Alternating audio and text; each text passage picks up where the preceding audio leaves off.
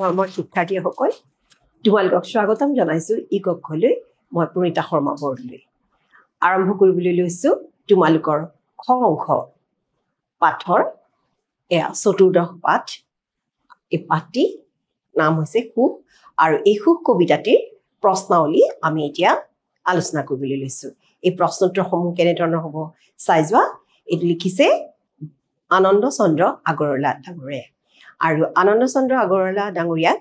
ভাঙনি কোঁৱৰ বুলি কয় দেই গতিকে ভাঙনি কোঁৱৰ আনন্দ চন্দ্ৰ আগৰৱালা লিখা এই কবিতাটিৰ প্ৰশ্নোত্তৰসমূহ আমি এতিয়া আলোচনা কৰিম চাই যোৱা দেই প্ৰথম প্ৰশ্নটো অতি চমু উত্তৰ দিয়া মানুহৰ সুখ দুখৰ আচল কথা কি উত্তৰ কি হ'ব মানুহৰ সুখ দুখৰ আচল কথা মন তোমাৰ মনটোলৈ কথা নহয় সুখ দুখ এটা অনুভূতিহে মাত্ৰ গতিকে সেই অনুভূতিটো কেনেকৈ আহিব মনৰ পৰা আহিব গতিকে মানুহৰ সুখ দুখৰ আচল কথা হ'ল মন হৈ গ'ল উত্তৰ তাৰপিছত একৰ খটো চোৱা এতিয়া কেনেকুৱা ধৰণৰ ভাবে মানুহক তললৈ ঘূৰাই বুলি কবিয়ে কৈছে কি ধৰণৰ ভাবে তাৰমানে কেনেকুৱা ধৰণৰ ভাৱনাই মানুহক তল পেলাই দিয়ে মই বা মোৰ ভাবে এই যে অহং ভাৱটো যিটো মই মোৰ মানে অহং ভাবে কি কৰে মানুহক তললৈ ঘূৰাই গতিকে মই বা মোৰ ভাবে মানুহক তললৈ ঘূৰাই বুলি কবি কৈছে অহং ভাৱটো থাকিলে গ নিস্বাৰ্থৰ বাট কেনেকুৱা নিস্বাৰ্থৰ বাট কেনেকুৱা সেন্দুৰীয়া ধুনীয়া কিন্তু স্বাৰ্থৰ বাটত আকৌ হুলে বিন্ধাৰ নিচিনা লাগে না গতিকে নিস্বাৰ্থৰ বাট য'ত কোনো স্বাৰ্থ নাথাকে বিনা স্বাৰ্থত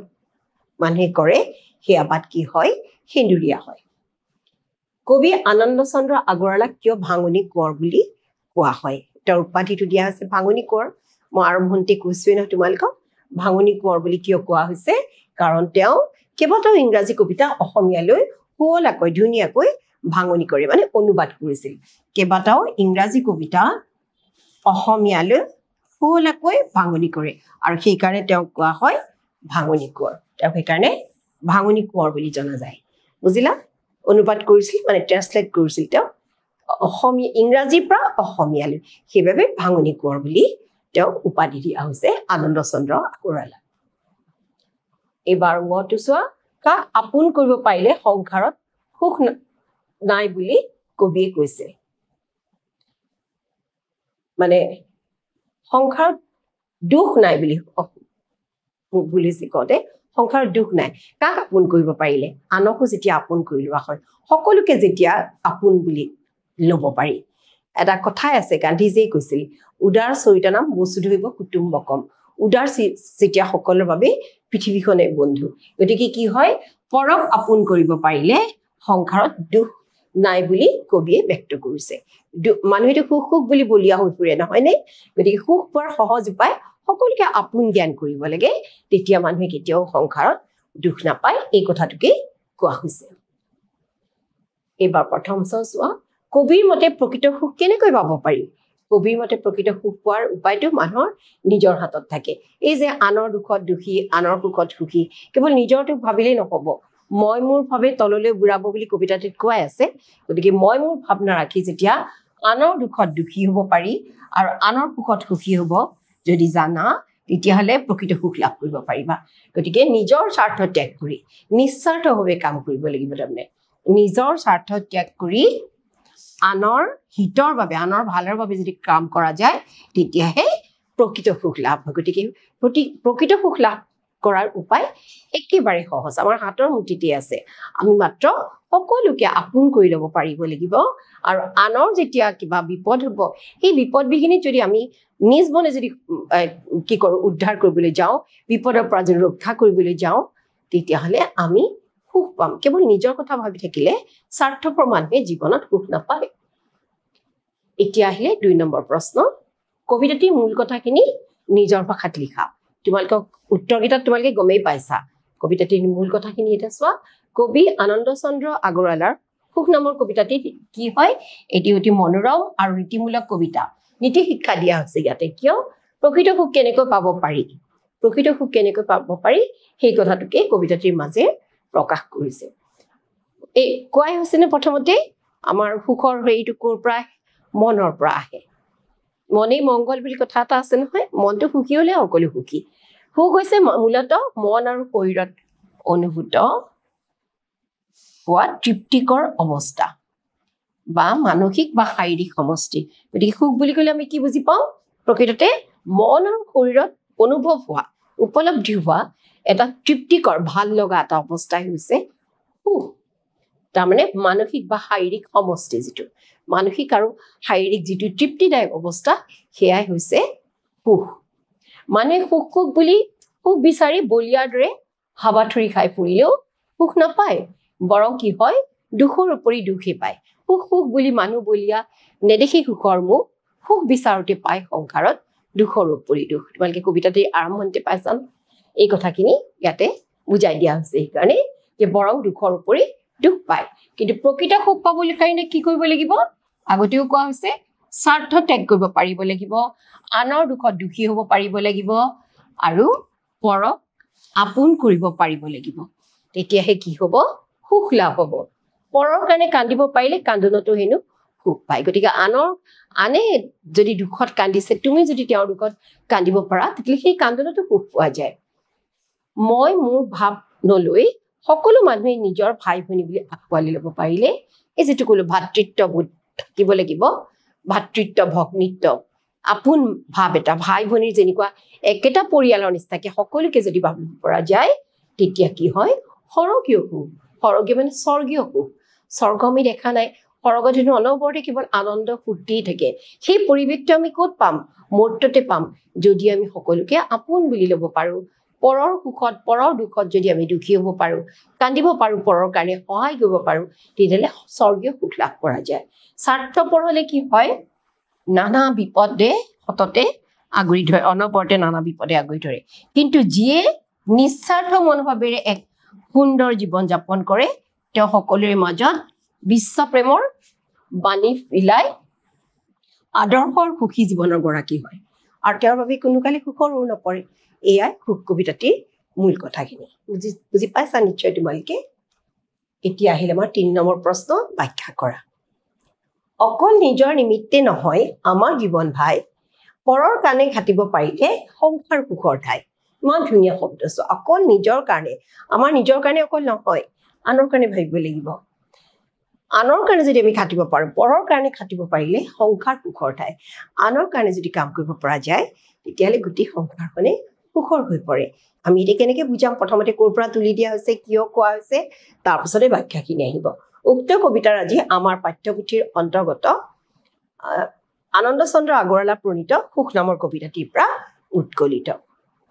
মানুহে সুখ কেনেদৰে আহৰণ কৰিব পাৰে সেই প্ৰসংগতে কেনেদৰে সুখ আহৰণ কৰিব পাৰে সেই প্ৰসংগতে এই কথা ফাঁকি ব্যৱহাৰ কৰা হৈছে কবি সুখ নামৰ কবিতাটিত ব্যক্ত কৰিছে যে এইটো নালাগে দেই কবিতা ফাঁকি নহয় এইটো কবিয়ে সুখ নামৰ কবিতাটিত ব্যক্ত কৰিছে যে মানুহে কেৱল নিজৰ কথাকে চিন্তা কৰিব নালাগে আমাৰ এই বহুমূলীয়া জীৱন কেৱল নিজৰ বাবে নহয় তাৰ পৰিৱৰ্তে লোকৰ হিত সাধন কৰিব পাৰিলেহে লোকৰ হিত সাধনে প্ৰকৃত কথা দেই মানৱ জীৱন কি হ'ব সাৰ্থক হ'ব আৰু তেওঁৰ জীৱন সুখময় হৈ ফুৰিব গতিকে এই কথাখিনিৰ মাজেৰে ব্যাখ্যাখিনি এয়াই হ'ব তাৰ পাছত ৩ খটো চোৱা গাই গোটা পেটে ভঁৰাল নহবা লোকৰ দুখলৈ চোৱা মানুহৰ সেৱা মানুহৰ পূজা পবিত্ৰ বৰত লোৱা গাই গোটা পেটে কেৱল নিজৰ কথাই যি ভাবে গাই গোটা পেটে ভঁৰাল নহবা লোকৰ দুখলৈ চোৱা কেৱল নিজৰ কথা চিন্তা কৰি নাথাকিবা আনৰ কাৰণেও চোৱা মানুহৰ সেৱা মানুহৰ আনৰ দুখলৈ চোৱা মানুহৰ সেৱা মানুহৰ পূজা পবিত্ৰ বৰত লোৱা মানুহক সেৱা কৰা মানুহক পূজা কৰা তাতে মানুহৰ কাৰণে কাম কৰাটো জীৱনৰ কি কৰিব লাগে এটা পবিত্ৰ আশীৰ্বাদ বুলি গ্ৰহণ কৰিব লাগে এতিয়া চোৱা উক্ত কবিতাৰ আজি আমাৰ পাঠ্যপুথিৰ অন্তৰ্গত আনন্দ চন্দ্ৰ আগৰৱালা প্ৰণীত সুখ নামৰ কবিতাটিৰ পৰা উৎকলিত ইয়াত কি কোৱা হৈছে মানুহ যে স্বাৰ্থপৰ হোৱা অনুচিত এই কথাখিনি এই কবিতাংশৰ জৰিয়তে বুজোৱা হৈছে মানে এই কবিতাংশৰ অৱতাৰণা কৰা হৈছে কবিয়ে মানুহক গাই গোটা পেটে ভঁৰাল নহ'বলৈ অৰ্থাৎ স্বাৰ্থপৰ নহয় দেশ তথা দহৰ হিতৰ কাৰণে চিন্তা কৰিবলৈ কৈছে মানুহে সকলো কাম সময়তে কেৱল নিজৰ কথা নাভাবি কেৱল নিজৰ কথা নাভাবি পেলাই কি কৰিব লাগিব লোকৰ সুখ দুখলৈ ধ্যান দিয়া উচিত এয়াই হৈছে মূল কথা লোকৰ দুখ বুজি সাধ্য অনুসাৰে যিমানখিনি পাৰি সাধ্য অনুসাৰে সহায় কৰিবলৈ প্ৰয়াস কৰা উচিত চেষ্টা কৰিব লাগে মানৱ পূজনৰ দৰে পুণ্যৰ কাম আন একো নাই গতিকে মানুহক পূজা কৰাটো অতি ডাঙৰ কথা গতিকে আমি এনে পবিত্ৰ কামৰ দ্বাৰা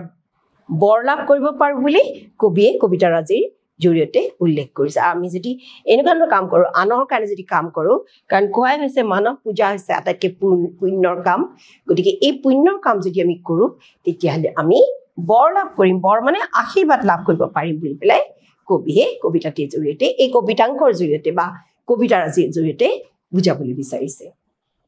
তাৰপিছত ৩ গটো চাওঁ আমি ব্যাখ্যা কৰা স্বাৰ্থৰ বাটত দুখৰ কাঁইট খুজে পুতি বিন্ধে হুলে নিস্বাৰ্থৰ বাট সেন্দুৰীয়া আলি সুগন্ধি কুসুম ফুলে কি ধুনীয়া চোৱা স্বাৰ্থৰ বাটত স্বাৰ্থৰ যিবিলাক স্বাৰ্থপৰভাৱে কাম কৰে তেওঁলোকে পদে পদে বাধা পায় দুখৰ যেন কাঁইটবিলাক গজি থাকে তেনেকৈ গৈ থাকে যেন জীৱনৰ বাটটো প্ৰতিটো খোজতে হুলে বিন্ধে কিন্তু নিস্বাৰ্থৰ বাট সেন্দুৰীয়া আলি যিয়ে স্বাৰ্থপৰ নোহোৱাকৈ নিস্বাৰ্থভাৱে যি কাম কৰে তেওঁলোকৰ পথটো একদম সুন্দৰ ধুনীয়া হৈ থাকে সেন্দুৰ বৰ্ণ হৈ থাকে আৰু তাত কি ফুলে ধুনীয়া ধুনীয়া সুগন্ধি মানে গুণযুক্ত ফুল ফুলে এইখিনি কি ইয়াতে বুজাইছে এতিয়া আমি কিদৰে লিখিম চোৱা ব্যাখ্যাটো উপৰোক্ত কবিতা ফাঁকি আমি ইয়াতে ফাঁকি নিলিখোঁ দেই উপৰোক্ত কবিতা ফাঁকি আমাৰ পাঠ্যপুথি সাহিত্য চয়নিকা নতুনৰ অন্তৰ্গত সুখ নামৰ কবিতাটিৰ পৰা তুলি দিয়া হৈছে স্বাৰ্থপৰ মানুহে যে জীৱনত পদে পদে দুখ পাবলগীয়া হয় স্বাৰ্থপৰ মানুহে যে দুখ পাবলগীয়া হয় সেই কথাটোকে ইয়াতে এই কবিতাংশৰ জৰিয়তে প্ৰকাশ কৰিছে গতিকে উক্ত প্ৰসংগত এই প্ৰসংগত উক্ত কবিতাংশৰ বা কবিতামালাৰ অৱতাৰণা কৰা হৈছে স্বাৰ্থপৰ হৈ মানুহে কি হয় অলপ সময়ৰ কাৰণে সুখ পায় এয়া স্বাৰ্থপৰ হৈ মানুহে ক্ষণিকৰ বাবে সুখ লভিলেও সেই সুখ চিৰস্থায়ী নহয় সেয়া দুদিনীয়া সুখ মুহূৰ্তৰ কাৰণে কেৱল যদি নিজৰ কাৰণে ভাবে কিন্তু নিজৰ লগতে যদি আনৰ কাৰণে ভাবে তেতিয়াহ'লে কি হ'ব সেয়া চিৰস্থায়ী সুখ হ'ব আনক দুখ কষ্ট দি কেৱল নিজৰ যদি হিত সাধন কৰে তেতিয়া যত্ন কৰা মানুহ জীৱনত কেতিয়াও সুখী হ'ব নোৱাৰে তেওঁ কেতিয়াও ক্ষণিকৰ বাবে অলপ সময়ৰ পৰাই সুখ পাব পাৰে কিন্তু প্ৰকৃত সুখ লাভ কৰিব নোৱাৰে তেনেকুৱা মানুহৰ জীৱনৰ প্ৰতিটো খোজতে কি হয় হুল আৰু কাঁইট পুতি থোৱা থাকে বুলি কবিয়ে ব্যক্ত কৰিছে কবি ইয়াতে এইটো কথাকে কৈছে যিসকলে কেৱল স্বাৰ্থপৰ হৈ কাম কৰে তেওঁৰ জীৱনত কি থাকে কাঁইট থাকে আৰু হুল থাকে হুল আৰু কাঁইট থাকে বুলি পেলাই কবিয়ে ব্যক্ত কৰিছে এইখিনি হ'ল আমাৰ সাহিত্যৰ যিখিনি প্ৰশ্নখিনি আমি পালোঁ এতিয়া আমি যাম ব্যাকৰণলৈ চোৱা উদাহৰণটো চাই বাকীকেইটা কৰিব দিছে আপোন বিপৰীতটো কি হ'ল পৰ দুখ হ'লে সুখ ন দুখ স্বাৰ্থ অভাৱ সন্তোষ হাঁহি এতিয়া আমি কৰিছোঁ চোৱা আপোন পৰ এইটো পালাই দুখ সুখ স্বাৰ্থ নিস্বাৰ্থ অভাৱ উভয় নদী সন্তোষ বেজাৰ হাঁহি কান্দোন এইকেইটা বিপৰীত শব্দ আমি পালোঁ এইবাৰ চোৱা উদাহৰণটো চাই বাকীকেইটা কৰা এই যেনেকৈ ধৰ্ম আমি যে পাইছোঁ এইবিলাক শব্দ সামৰত সামৰ্থ্য ঠিক একেধৰণৰ হ'ব সামৰত সামৰ্থ্য ধৰ্ম কৰম কৰ্ম বিৰিখ বৃক্ষ যত্ন মুকুতি মুক্তি এইবিলাক আছিলে পুৰণি ধৰণৰ শব্দ আছিল সামৰ্থ বুলি কৈছিল সামৰ্থ্য নকৈ ধৰম বুলি কৈছিল ধৰম যে মৰমতে তোমালোকে চন্দ্ৰকুমাৰ আগৰৱালাৰ কবিতাটো পাইছিলা ন ধৰ্ম এই ধৰণৰ এনেধৰণকে আমি লিখিব লাগিব আৰু ইয়াৰ লগে লগে আমাৰ সুখ কবিতাটি অন্ত পৰিল মানে প্ৰশ্নাৱলীসমূহ আমি শেষ কৰিলোঁ গতিকে উত্তৰসমূহ তোমালোকে বুজি পাইছাই আৰু কবিতাটো খুব সুন্দৰ তোমালোকে মুখস্থ কৰিবা আৰু তোমালোকে নিশ্চয় জানা আগতে জনাইছিলোঁ তোমালোকক যে কবিতা মুখস্থ কৰাটো এটা খুব ভাল অভ্যাস আৰু কবিতা মুখস্থৰ পৰা কি হয় জানানে স্মৃতি শক্তি বৰ্ধন হয় তোমালোকে মেমৰি চাৰ্ভ কৰিবৰ কাৰণে অন্য দৰৱ নাখায় এইটোকে দৰৱ হিচাপে গ্ৰহণ কৰিব পৰা ইংৰাজী অসমীয়া হিন্দী সংস্কৃত যি লিটাৰেচাৰে নহওক কিয় যি সাহিত্যৰে নহওক কিয় তোমালোকে কবিতা বুজি পাবা বুজি মুখস্থ কৰিবা মুখস্থ কৰিলে কি হ'ব তোমালোকৰ অন্য ক্ষেত্ৰতো তোমালোকৰ স্মৃতি শক্তি মেমৰিটো বৃদ্ধি পাব আৰু তোমালোকৰ সহজ হ'ব গতিকে এই কবিতাটো তোমালোকে মুখস্থ কৰিবা আবৃত্তি কৰিবলৈ চেষ্টা কৰিবা অতি সুন্দৰ কবিতা ইয়াৰ লগে লগে আমাৰ প্ৰশ্নাৱলী শেষ হ'ল গতিকে ধন্যবাদ